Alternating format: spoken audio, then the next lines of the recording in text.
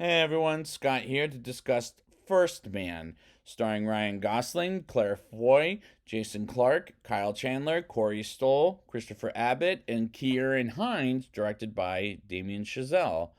Now, I remember going to theaters for this, but I don't remember if I saw this on IMAX. Maybe I did, I just don't remember. But, anyways, and let's see how this movie goes. Let's get into it, as this is a bit biopic of Neil Armstrong, who's played by Ryan Gosling, is on a test rocket mission for NASA as he flies from the clouds, and he tries to put the test rocket down, but it goes down too fast to the point he lands straight into to the desert, in Mojave Desert, and this opening sequence gave me the chills. But I'm not a fan of shaky cam during these scenes, as it was hard enough as it was to follow the story where he was going to. Neil and his wife Janet, played by Claire Foy, have one little boy and one little girl who is sick and unfortunately dies from her sickness, which is a tear-jerking moment, even for his little girl, whom I felt sad for her. Neil goes to work at NASA while they cancel the next mission, and his boss wants him to write a report of what happened during the last mission. We learn the year is 1962, as Neil is getting interviewed with Bob Gilruth, played by Kieran Hines, and Deaky Slayton, played by Kyle Chandler, as he meets Elliot C., played by Patrick Fugit from Almost Famous. And they ask him to go to the moon, as he gets it over the phone and makes the move to Houston, Texas. And I really like the performance of Ryan Gosling as an American icon, as well as the rest of the characters. As we learn about these characters, like Janet is pregnant with a second child, we move on to 1964, where they test for the mission where they're assigned to go to the moon, as we also meet Ed White, played by Jason Clarke, when they're taking classes together to get to the moon, and they have a second little boy.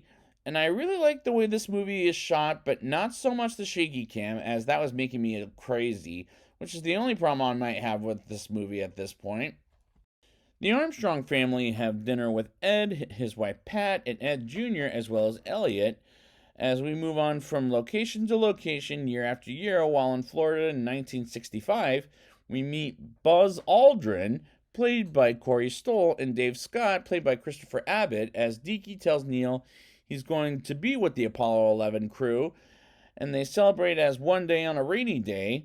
Elliot dies, and Neil stresses about it, and as they have the funeral at Elliot's place, and sees Karen, who was the daughter that died earlier in the movie, and Neil gets moody and wants to leave, while Janet wants to stay and help out with Marilyn, who's Elliot's wife. And as he gets home, he wants to be alone and look at the moon, as Ed wants to help Neil, as he wants some quiet time.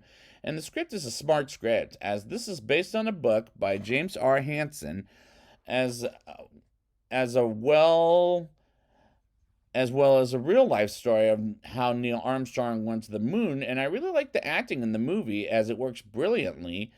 Neil test flies a rocket with Steve as it goes bumpy, but that's any flight, and they get on fire because they get briefly into space, and the score is beautiful to listen to for most of the movie, as it feels very spacey, as we see Janet and one of her kids, as well as her parents, listening to the broadcast on the radio, and the youngest boy, Mark, steals the radio, and Janet asks him to give it back. They were trying to listen to it while they see a planet that's how isn't somehow isn't Earth. And as they get on the dock, the music I felt was very 2001: A Space Odyssey, while the other son, Rick, is upset about something he worked on got screwed up, which didn't feel very important to me, as this does need a little bit of trimming down, as it's a little bit of a long movie at 2 hours and 21 minutes, in my opinion.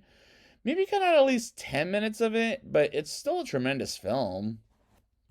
The ship goes down briefly in an out of control way, as Neil switches to keep it going until NASA finds them a safe landing, while Janet demands them to turn on the radio on, while NASA don't really have control over anything to do eventually get them to land, while having a press conference about it in 1966. And Neil is having a hard time with NASA since the press conference, which is a scary experience, and I admire how realistic this movie takes the anxiety in space. Neil gets asked by Bob to be presented at the White House with the President of the United States of America at the time, which was Richard Nixon, while they go through the next test. Or is it Kennedy? I couldn't remember, but let's move on. The next test, as the rocket blows up and Neil gets a phone call from Deaky about the fire, as he tells the crew to go back to their hotel rooms, while Ed is on the TV about the death of 4 astronauts, which did give me anxiety during this viewing. We move on to 1968 as Neil's rocket crashes, and he gets out of it alive while he has some scratches on his face, and Janet and Pat talk about what's happening on the TV while she first sees Neil's face as he begins to drive away, while people have two different opinions about the Apollo 11 mission, which sounds familiar in a historical kind of way.